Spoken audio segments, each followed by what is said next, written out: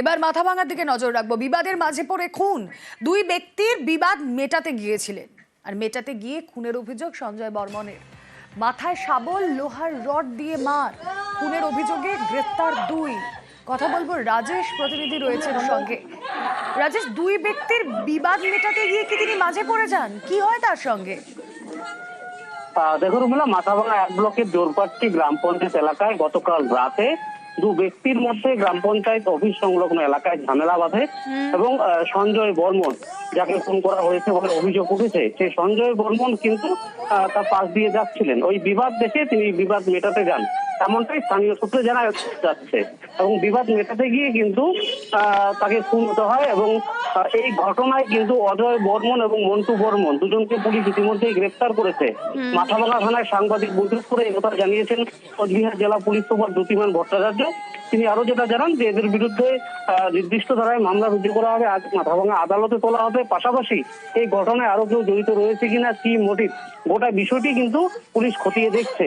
এবং এই ঘটনায় কিন্তু কান্নায় ভেঙে পড়েছেন পরিবারের সদস্যরা এবং দেহ ময়নাতদন্তের জন্য মাথাভাঙা আমাকে পাঠানো হয়েছে বলে পুলিশ জানিয়েছে। 11:30 থেকে দুজন বাইকে এসে চিৎকার করে ডাকছে যে তোমার দাদা ওখানে পড়ে আছে। অঞ্চল অফিসের সামনে গিয়ে দেখি রক্তাক্ত অবস্থা পড়ে আছে। ওকে শাবল দিয়ে মুখটা পুরো করে দিয়েছে। এটা খুন একদম। যারা সঞ্জয় বর্মনকে মেরে ফেললো তারা দুজনের মধ্যে বিবাদ চলছিল। সেই সময় লক্ষ্য করে ও এখানে এসে বলে যে তোমরা ভাই কেন ঝগড়াঝাটি করছো। এই কথাটাই তার হচ্ছে অপরাধ। তারা হচ্ছে পেশায় হচ্ছে কাঠমিস্ত্রি। তাদের কাছে যে শাবল থাকে সেই শাবল দিয়ে অতর্কিতভাবে সঞ্জয় বর্মনের মাথায় আঘাত করা হয়। কি করে? অজয় বর্মন আর মান্টু বর্মন বলে দুটো ছেলে, এবং সে এখানেই লুটিয়ে পড়ে এবং লুটিয়ে পড়ার পরেও তার উপর অসংখ্যবার আঘাত করা হয়। আমি চাই এই দুষ্কৃতী যে ঘটনা ঘটিয়েছে তাদের কঠোরতম সাজা হোক।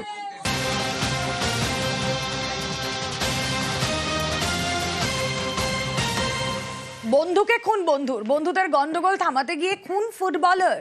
হাওড়ার লিলুয়ার পটুয়াপাড়ার ঘটনায় উত্তেজনা। গণেশ পুজোর খাওয়া নিয়ে দুই যুবকের মধ্যে গন্ডগোল, আর সেই গন্ডগোল থামাতে গিয়ে আক্রান্ত সৌভিক দত্ত।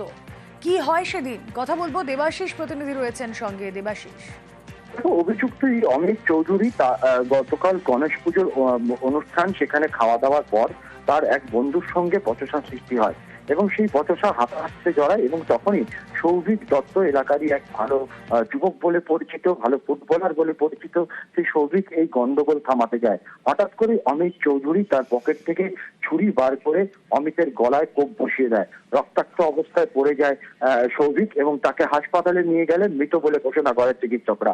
এই ঘটনা প্রকাশ্যে আসতেই কিন্তু ব্যাপক উত্তেজনা ছড়ায় লিলুয়া পটুয়াপাড়া এলাকায়। খবর পেয়েই ঘটনাস্থলে পৌঁছায় পুলিশ।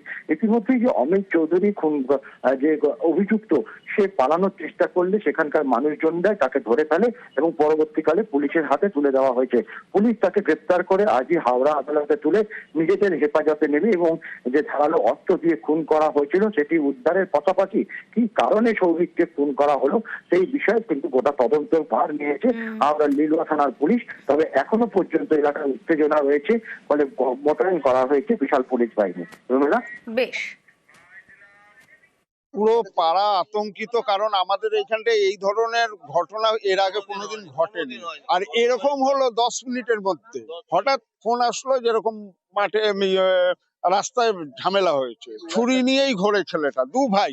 আমরা চাইছি এর ন্যায্য বিচার হোক এবং একে ফাঁসি দেওয়া হোক।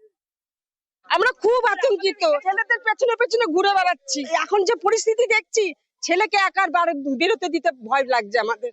আজকে ওরা এখানে মদ খেতে বসে খেয়ে দিয়ে বেরিয়ে সবাই ওদের নিজেদের মধ্যে কথা বলে চলছিল। তিনজনের মধ্যে কথা বলছে, দাদা আটকাচ্ছিল। আমরা বারণ করলাম, বাড়ি চলে যেতে বললাম। এবার জানি না কপ করে ছুরি বের করে গলায় মেরে। এবার মাথাভাঙার দিকে নজর রাখবো। বিবাদের মাঝে পড়ে খুন, দুই ব্যক্তির বিবাদ মেটাতে গিয়েছিলেন, আর মেটাতে গিয়ে খুনের অভিযোগ সঞ্জয় বর্মনের।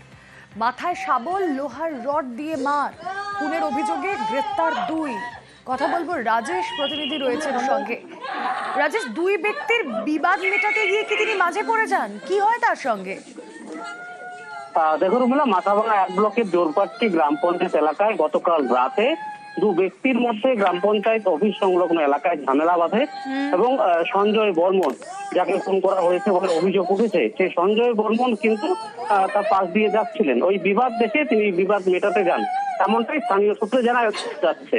এবং বিবাদ মেটাতে গিয়ে কিন্তু তাকে খুন হতে হয় এবং এই ঘটনায় কিন্তু অজয় বর্মন এবং মন্টু বর্মন দুজনকে পুলিশ ইতিমধ্যেই গ্রেফতার করেছে। মাথাভাঙা থানায় সাংবাদিক বৈঠক করে একথা জানিয়েছেন কোচবিহার জেলা পুলিশ সুপার দ্যুতিমান ভট্টাচার্য। তিনি আরো যেটা জানান যে এদের বিরুদ্ধে নির্দিষ্ট ধারায় মামলা রুজু করা হবে, আজ মাথাভাঙা আদালতে তোলা হবে। পাশাপাশি এই ঘটনায় আরো কেউ জড়িত রয়েছে কিনা, কি মোটিভ, গোটা বিষয়টি কিন্তু পুলিশ খতিয়ে দেখছে।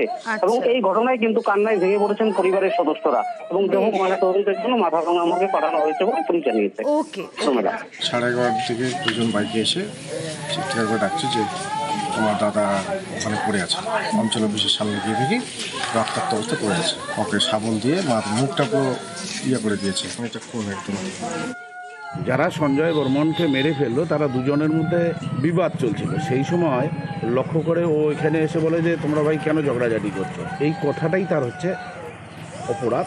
তারা হচ্ছে পেশায় হচ্ছে কাঠমিস্ত্রি। তাদের কাছে যে শাবল থাকে সেই শাবল দিয়ে অতর্কিতভাবে সঞ্জয় বর্মনের মাথায় আঘাত করা হয়। কি করে? অজয় বর্মন আর মান্টু বর্মন বলে দুটো ছেলে আর কি। এবং সে এখানেই লুটিয়ে পড়ে এবং লুটিয়ে পড়ার পরেও তার উপর অসংখ্যবার আঘাত করা হয়। আমি চাই এই দুষ্কৃতী যে ঘটনা ঘটিয়েছে তাদের কঠোরতম সাজা হোক।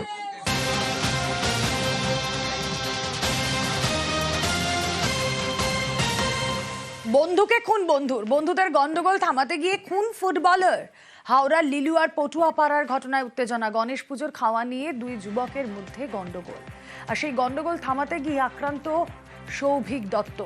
কি হয় সেদিন, কথা বলবো। দেবাশিস প্রতিনিধি রয়েছেন সঙ্গে। দেবাশিস, অভিযুক্ত অমিত চৌধুরী গতকাল গণেশ পুজোর অনুষ্ঠান, সেখানে খাওয়া দাওয়ার পর তার এক বন্ধুর সঙ্গে বচসা সৃষ্টি হয় এবং সেই বচসা হাতাহাতিতে জড়ায় এবং তখনই সৌভিক দত্ত এলাকারই এক ভালো যুবক বলে পরিচিত, ভালো ফুটবলার বলে পরিচিত, সেই সৌভিক এই গন্ডগোল থামাতে যায়। হঠাৎ করে অমিত চৌধুরী তার পকেট থেকে ছুরি বার করে অমিতের গলায় কোপ বসিয়ে দেয়। রক্তাক্ত অবস্থায় পড়ে যায় সৌভিক এবং তাকে হাসপাতালে নিয়ে গেলে মৃত বলে ঘোষণা করে চিকিৎসকরা।